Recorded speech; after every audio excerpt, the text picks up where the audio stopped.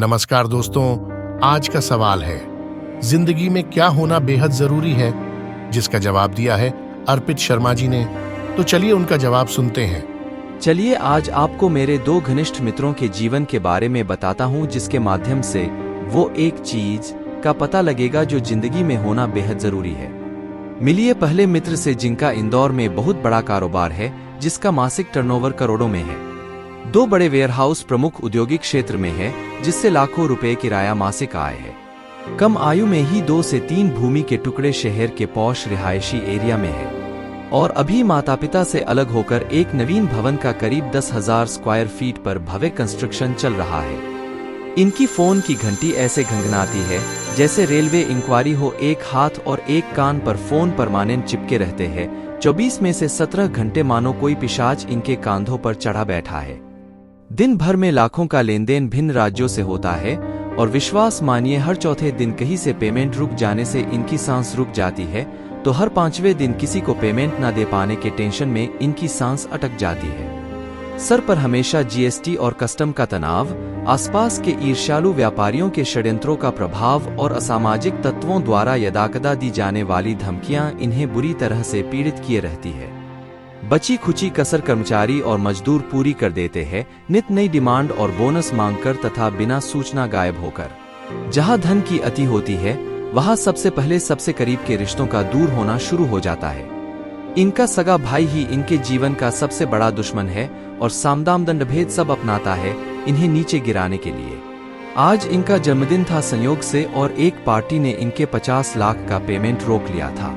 मेरे साथ करीब रात 10 बजे तक उस सिलसिले में चर्चा हुई, और समारोहोत्सवों को छोड़िए इन्होंने 2 निवाले नहीं लिए थे सुबह से।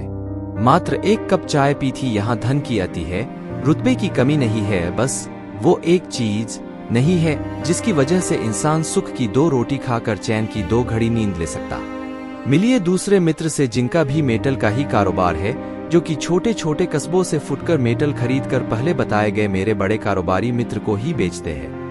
इनके पास संपत्ति के नाम पर 4 कमरों का एक छोटा सा मकान है, और हाल ही में लिया गया एक सेकेंड हैंड पिकअप वाहन है, जो मेटल इधर से उधर करने के काम में आता है। न इनके फोन घंघनाते हैं, न इन्हें किसी सरकारी विभाग या असामाजिक तत्वों द्वारा कभी भी रत्ती भर तनाव की प्राप्ति होती है। इनका पेमेंट रोज का रोज लोकल में ही आता जाता रहता है, और इन्होंने शून्य रिस्क पॉलिसी अपनाते हुए उतना ही व्यापारिक लेन देन कर रखा है, जितने से इनके व्यवसाय की रोलिंग आराम से चलती रहे। ना ही इनके कर्मचारी मजदूर इन्हें परेशान करते हैं, क्योंकि ये 2 भाई हैं, और दोनों ही अपने हाथों से सारा छोटा बड़ा काम करके मुनाफे को घर तक ही सीमित रखते हैं। दोनों भाइयों में प्रेम ऐसा है कि इनके क्षेत्र में मिसालें दी जाती है। बड़े भाई के लिए छोटा हर किला लड़ाने को तैयार रहता है, और बड़ा भाई छोटे के लिए हर मुसीबत के सामने खड़ा रहता है। पूरा परिवार रात्रि का भोजन साथ बैठकर करता है, भले कुछ भी हो जाए।